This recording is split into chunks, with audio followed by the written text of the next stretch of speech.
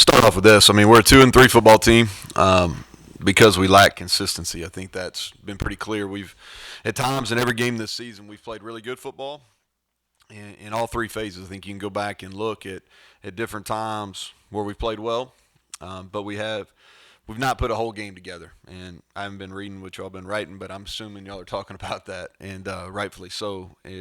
We've yet to put a whole game together, and it's frustrating. Our fans are frustrated, and I get it. Nobody's more frustrated than me. And our first half versus Texas Tech was inexcusable.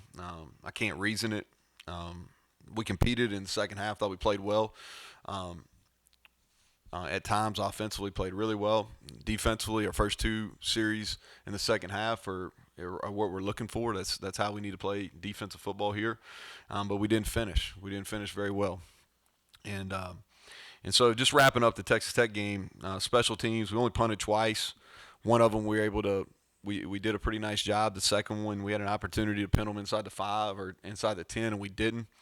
Our kickoff coverage was really good. Proud of our kickoff unit. Especially on the last kickoff of the game. I think that drive started on the 14 or 15, but our kickoff coverage was solid. I thought Staley did a nice job kicking off. Casey Lay continues to perform well. Our field goal protection was good. Kickoff return hurt us really for the second week in a row. We've had a penalty each of the last 2 weeks we've had to start drives inside the 10 or 12-yard line. Defensively, first half wise, we just did not do a very good job with their shifts and motions. We misaligned. We didn't tear off blocks. Very similar. That first half was very, very similar to the first half at Maryland, really, which was disappointing. Missed too many tackles. I thought we played good enough to win on the defensive line. That's the biggest difference between the Maryland game. Maryland game, we didn't play very well D-line wise in the first half. This week, we really were pretty consistent up front. I thought our D-line played well. We just didn't play good enough at the second or third level to win the game.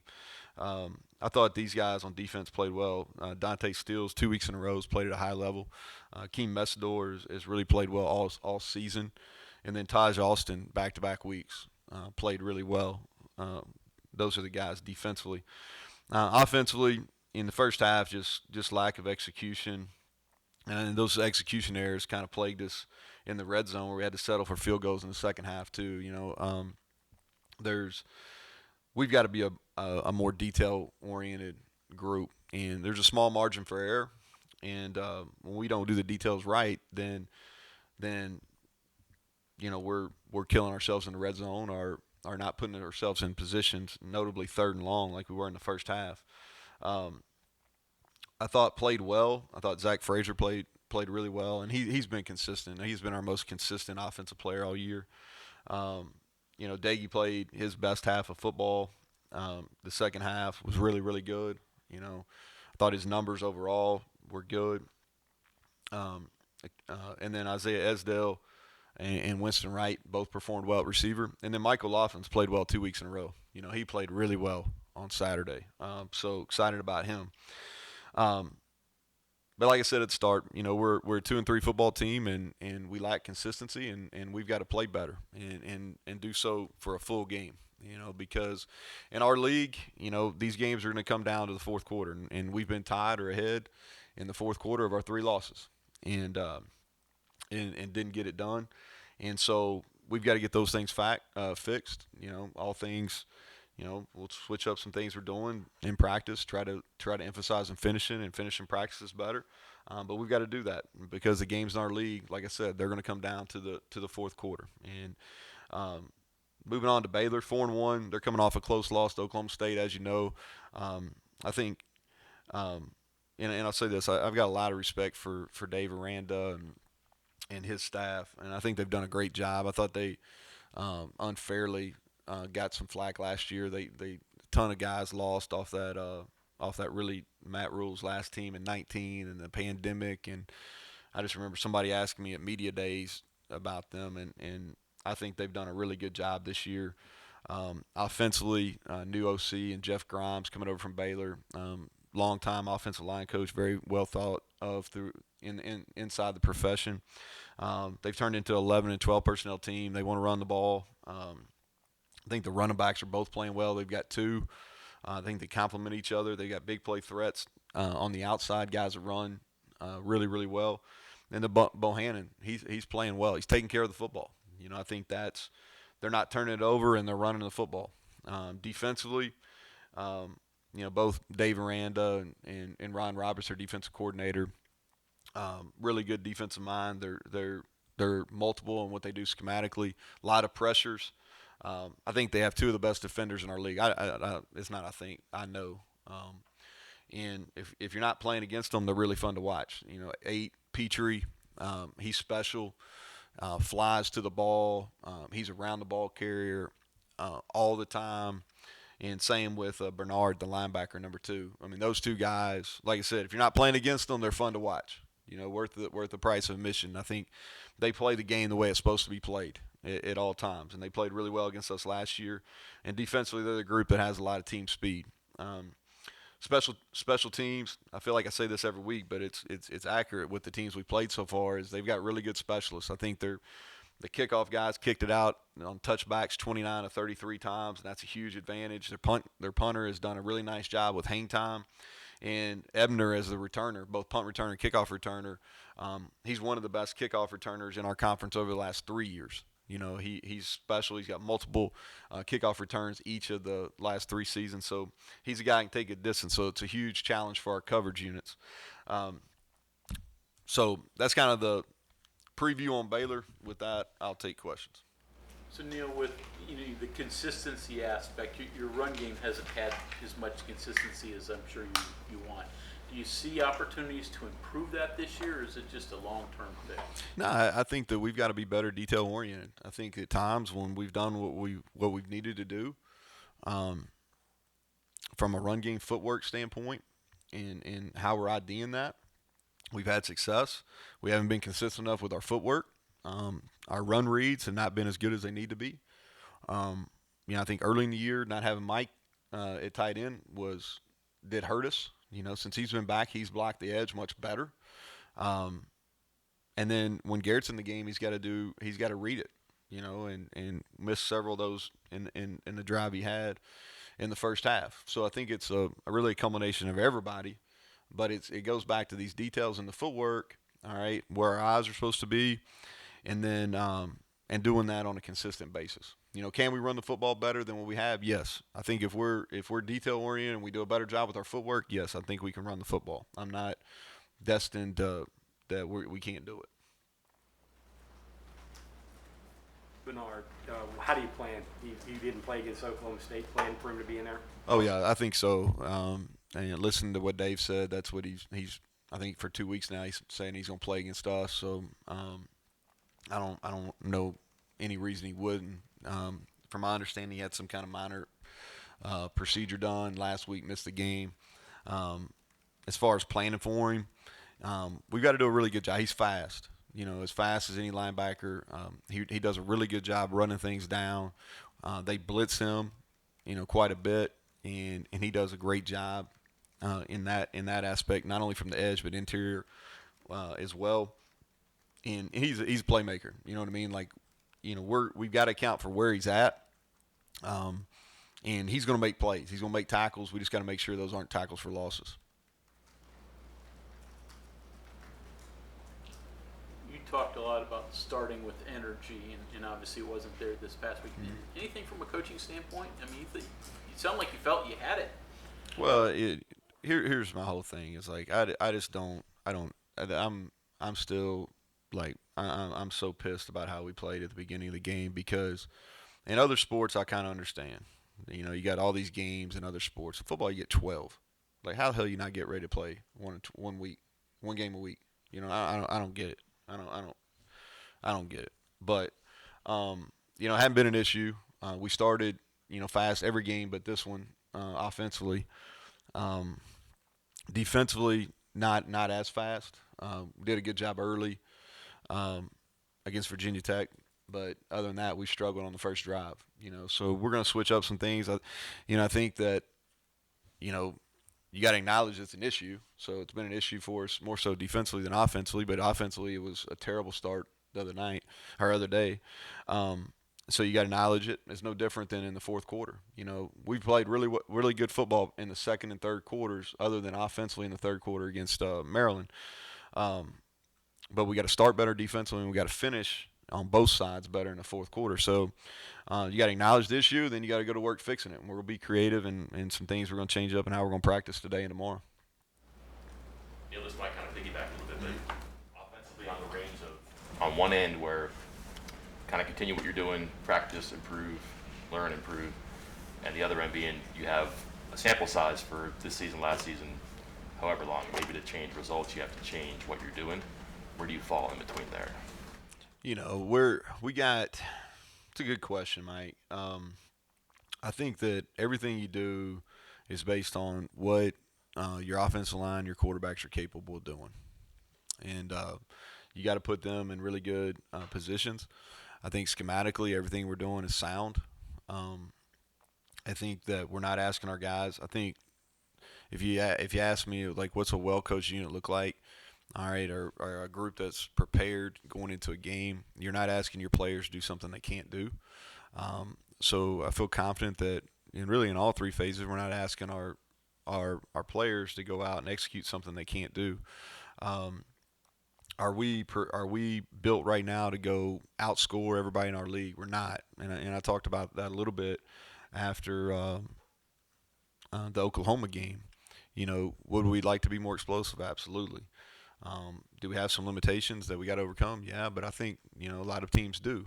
I think if you go back and watch us, like what was the difference when we went up and down the field all four possessions in the second half? Compared to the first half. Well, all right. Well, the first thing is we were much more aggressive as far as from a player standpoint. Okay, and meaning that we had more energy, we competed harder, but also we executed the fundamentals of the play better, and we made some plays. Does that make sense? Like Winston won on a big crossing route on 3rd and 11 was a great man route. They had a couple where he scrambled on a couple where he got pressure, and one of them he got 6, and one of them he got 11. You know what I mean? Like, so we did some better jobs making plays, but right now we're built. We're most of the time we play good defense. We've got to be able to run the ball better, and then we've got to be efficient with our pass game. And the biggest thing is you can't turn the ball over. The one turnover of the day was 7 points. That ended up being a difference in the game. So, content with what you're doing, you I do would let- say content. Hell, we ain't winning. Yeah, You know what I mean? Like, but like what you bring into every game, you said you feel comfortable with. yeah, like if you go back and look at it, like we've got, we get guys open. We've got guys in the run game. We get one-on-one with safeties. I think from a schematic standpoint, what we're doing sound. Can we always do better? Yeah, I mean, like, trust me, I'd love to come in here and say, man, hey, we got to do this, this, and this. But what we're doing schematically sound. We've got to do a better job executing. I think that the one area that we could evaluate, in which we are, is we got to do a better job in second when we get second and longs down in the red zone, because that's what's got us. Like if you look at it the other day when we had the two we had to kick field goals on, we got 2nd and 6, got a procedure penalty, now it's 2nd and 11. Like how do we get that 2nd and 11 into a better 3rd and manageable than we did? Those are the kind of like minute things that maybe doesn't catch the big headlines or whatever, but those are the little plays that make a huge difference. How do you get that to 3rd and 4 rather than being at 3rd and 11? Then you're going to struggle once you're down inside the 20-yard line. When problems have occurred with the play clock, with getting plays off, people in, a couple of the ones you mentioned Yeah. last, have you looked at those? Is it one thing that's causing it, or is it something different every time? Now, have we had that issue any time other than Saturday, Kevin? I mean, I'm thinking a couple times over the past couple of years. Maybe it's not Yeah. huge. Just Yeah, sticking like out there. I think it was. I mean, I think it's we had 2 instances where we had offensive timeouts on Saturday, which should never occur. And I think if you go back and look at the history, 7 years doing this, like we traditionally never use our timeouts on offense, so we had to use two the other day. They're like the one was a total. We just had a MA on the one where we were on the last drive, right? We came out of our little sugar huddle. That was an MA. Like guy just he forgot what to do. All right, no excuse on that. The first one was totally my fault. Like the way we're doing this is like I basically got a script for Garrett, and then we got a play bank for Garrett, and we got a play bank for Daggy, and like I had the wrong one. Like I put Garrett in, and it was like it's totally my fault. You know what I mean? And and so those were the two that we did the other day. Um, the Oklahoma game, I know we had to use one. That I was trying to eat up some clock and let it get too low, but those were the two from Saturday. You've been good with your whole communication process there from box to field. Yeah, we're not having like I said the one we just had an MA, and then the other one was on me. Like I had Garrett in the game, but I called it. I called Daggy play for Garrett, which is not it. That's on me. It's a little bit longer story, but it's definitely my fault. Expound upon O'Loughlin. You talked about it a little bit there, but what he's meant, just his growth in general over your time here. Yeah, man, he is the last 2 weeks. We've asked a lot out of him against Oklahoma. You know, he had to block and pass protect Benita in several one-on-one situations. And I thought he did a really nice job competing. I'm not saying he won all those battles, but he didn't lose very many. You know, there's some bunch of ties in there, and that's good when you're talking about an early first-round draft pick. So, and this week I thought he was dominant at times run blocking. You know, and for you all that watch a bunch of video and stuff, go back and watch. I thought he played really physical. He was active in the pass game, which the better your tight ends block, the easier it is to get him the ball. But he has, and I think the thing that's really encouraging about that, and I think I said this last week, is he didn't practice all fall camp. So he really just started practicing Virginia Tech week, and so I think there's still a bunch of improvement there as we get through the year. This is kind of a general question, not necessarily on this team. Something I've always wanted to ask. So we're in an analytical age now. You look at statistics. You normally average 8 to 10 yards per pass attempt. You normally average running about 4 yards per attempt. Yet you have got 50-50 pretty much on how many times you run. Why does it not the yardage on passing reflect into the way the plays are called, like 55 passes to 20 runs rather than that? So you're asking like the per attempt on each side? It seems like there's more yardage to be gained in throwing the ball than there is in running. Yeah, there is. You and most coaches try to split it even. Yeah, we're probably like, well, I know we're almost like 55, 45, 60, 40, and I think some of them are just kind of pass to run right now. Yeah, so it goes back to this is the way it's all. When you run the football, there's less bad things that can happen. When you throw it, I mean that. But you're right. If you go back and look at throwing the football, you're going to get more yards per attempt. And our yards per attempt was good the other day. That's the best we had. And we did a better job running after the catch and things like that. Yeah, but we're not necessarily looking for balance. We got to, for us, we've got to do a better job of manipulating the extra hitters and using some run action pass stuff. And at the same time, when we talk about just distribution, not necessarily run pass, but we've got to get like our wideouts like better distributed, or distributed is a better way to say that, I guess. Sorry about that, Kentuckian coming out. But we got to get more of our wideouts involved. What he's asking, when you look at a box score after the game, what's the first stat you look at? And what Well, it's changed because like the rules have changed. Like that's why, like offensively, and that's probably what you're asking. Like so offensively, like for whatever reason, we just haven't had very many possessions this year, right? And so you really got to look at efficiency. Back in the day where the rules of the game were a little bit different, and you were getting 13 to 15 possessions in a game. How many first downs you got, what total offense, all that kind of stuff. It had a lot more. Now, for whatever reason, okay, we're in that 8 to 10. You know what I mean? Like we had I think 8 real possessions the other night. The other afternoon, and you're talking about. Yeah, so I mean, you start thinking about it. On paper, if you go, okay, you're going to score on 50% of your drives. Okay, well, you used to think 14. That's 7 drives, and that's pretty productive, right? Well, now you're in that 8 to 10. Well, from an efficiency standpoint, that's pretty good, but it's not good enough if you're scoring field goals, right? The way the game, so it's different. So now, I'm really looking at yards per attempt. I want to know that. I think that's a telltale. Your third down percentage and our fourth down, because we go forward on fourth down a good bit. So those two, and I look at third and fourth down together. I don't necessarily look at I look at end of series opportunities, right? So if you go for it on fourth down, the fourth down's the end of series. So those are the things, and then I always look at our punt, like how many punt return yards, because we're trying to create fair catches.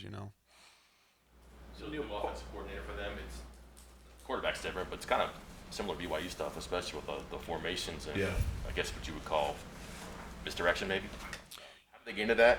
And so often, because I'm guessing they want to take it away, but they still do it. And Well, then how do you deal with I think that offensively, what the goal is simple for you, hard for them, and they've done a great job of that. And what I mean is they're primarily focused on being an outside zone team, and so they've done a nice job with that. They stay consistent with that. They give you a bunch of different looks, a bunch of different surfaces, whether they run it to a tackle or a tight end or two tight ends. So a bunch of different services. They do a bunch of pre-snap motions and shifts, which I'm sure we're going to see because we struggled with it last week. But and then they do a nice job mixing in their nakeds and their shot plays off of it. And so I think that they've got a good identity as far as who they want to be, and they were able, with a schedule early in the season, kind of get in a rhythm, and they've done a nice job. And Bohannon, I credit him because, like I said, I think he's taking care of the football, and he's playing within himself, and he's a good runner too. And they've started to use him in that role the last 2 weeks. You talked about fewer possessions, and obviously you guys don't play with a great deal of tempo. I understand, I think, why, but